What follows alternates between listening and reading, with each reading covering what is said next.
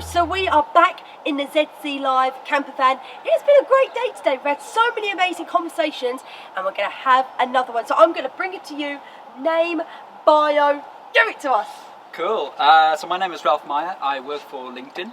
My position is I'm a global customer success manager, and what do I do for a living? Yeah, what do you do?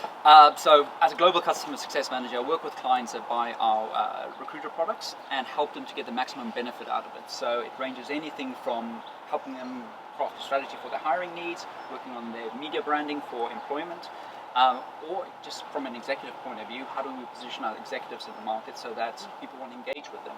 So quite a few varied topics. Amazing. So I'm really interested because I did a LinkedIn workshop recently because I feel like LinkedIn has updated its services. So I don't know if this is really cheeky to say, but sometimes, say like Twitter or Facebook will update their platform and then we have to get used to the new features, where I felt like there was things that people wanted to happen in LinkedIn, like videos uploading, stuff like that, and then LinkedIn listened and went, we've done it, and now that revolution's come along.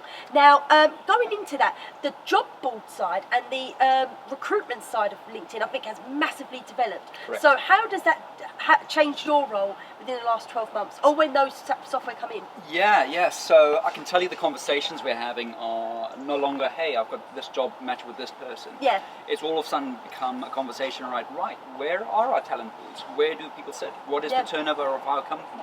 How is talent responding?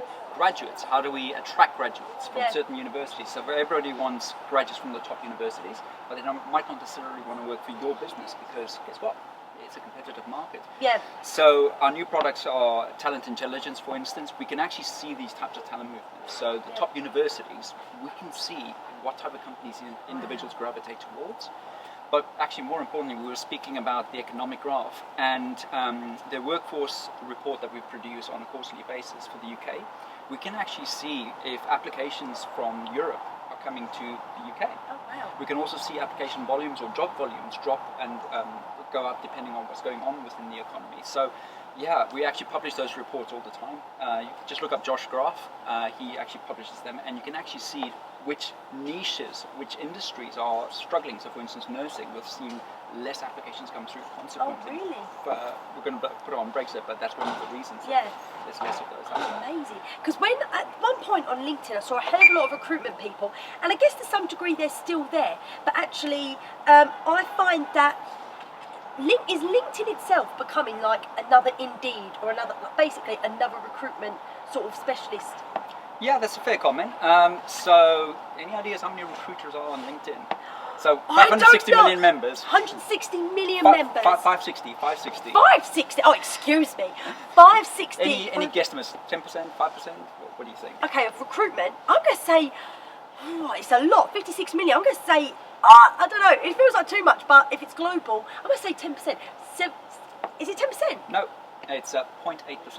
So it's a tiny fraction of our population. Goodness. So look, in terms of what the tool's for, yes, we do recruitment. Yes, it's part of what companies pay for. Yeah. But from a more advanced perspective, yes, it's got analytics. We provide advisory work from an economics perspective. You can also use the tool from a marketing perspective, B2B. Yeah. So we've got a tool called Sales Navigator. For instance, if you're a large corporate, how do you position yourself as a business? How do you say, hey, this is the type of cool things we're getting involved with? You can put it on your website. But the odds of me going to every single FTSE 100 company website is quite limited. Yeah. We actually have a tool where you follow it and it falls in your newsfeed, so we can see X companies doing that. LGBT, for instance, is a hot topic. Which companies are involved with that? Yeah. How many of them have programs? What's it like working there? What's it like networking there? I want to do business with the C-suite. Who are the C-suite? Yeah. I can find them all on there. So it's actually more of a business tool, I would say. It does do recruitment, absolutely, but that's only a small part of our business. Because that's the thing with LinkedIn. It seems like a really sophisticated software, but then at the same time, it's still a social media platform. Correct. So how do you keep up with the speed of social media and the introduction of new software that happens on other platforms? Yeah, good question. So rich media is actually a good topic. So people were asking for it. And we, to your point, we listened. So we started to integrate video, for instance. Yeah. Now, it's a massive gain for us because it means on our platform we have video. It is king, just as far as content is concerned.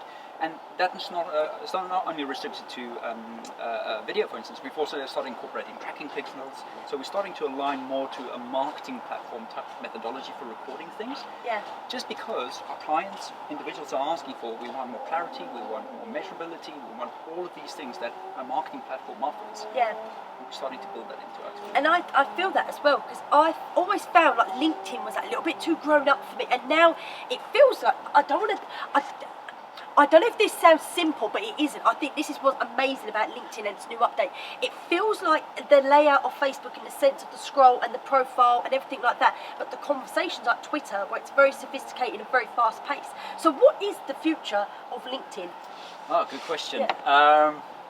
Is that right in saying that though? That sort of feel of it, or yeah, the feel's changed, and I guess it's because social has matured massively. So Yes. we actually had our 15th birthday about 2 weeks ago, 3 Oh, weeks ago, something like wow. that. So Yeah. you know, as far as social's concerned, Yeah. we're actually quite mature, It actually, is. to make a point. But yeah, in terms of what the evolution is for it, forgive me, that's beyond my pay grade on that Yeah. instance, but. Certainly, the types of things we're getting involved with is heavily focused on analytics. Yes. It is making the users feel that the stuff's relevant for them. Yep. That is absolutely paramount. So at LinkedIn, our policy, members are king. Yep. So members are number one priority. So whatever our members are involved in, whatever they're interested in, we want to make sure we serve content, serve a service that's going to complement them. So if it doesn't work for our members, we're not Yeah. going to do it. So whatever that involves, that's typically the route we're going to be Yeah, pursuing. because that's the thing. I found that when you go to events like this, where there are a lot of business owners who get together, when we communicate now, it's not so much where's your business card, it's I'll find you on LinkedIn. Yeah. Do you find that with these new changes, you've seen a bigger rise in the amount of members or users? Well, so like within the UK, so there's a 30 million workforce, Yeah. give or take, and at the moment we've got 24 million members on LinkedIn in the Goodness, UK. yeah. So that's a significant proportion of the Yeah. working workforce. The areas we are finding that are growing the quickest are the grad market, for instance. Yep. You know, so individuals that are new to the workforce. Those are the types of markets we see growing. Is it a bit more acceptable? Yeah, I guess so. It's no longer being just seen as a recruitment tool, because Yeah. typically people say, oh, I've got my CV on LinkedIn. Yeah.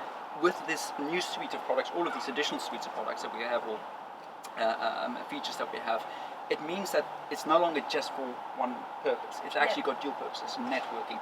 In fact, Yes. I didn't mention LinkedIn Learning. Forgive me, I don't mean to plug a product, but let's say, Oh, please do plug away. let's say for whatever reason I see a job and it needs Excel, for instance, Yep. and my Excel's terrible. So I go on LinkedIn Learning, I learn how to do advanced Excel, Yep. and then I have the skill, and that's actually embedded into the product itself. Yeah. So I can actually self-serve my personal development as well. Yeah. I mean, that didn't exist 10 years No. ago. That was unheard of. Yeah. So I can see that's where I want to get to. This is what I'm missing.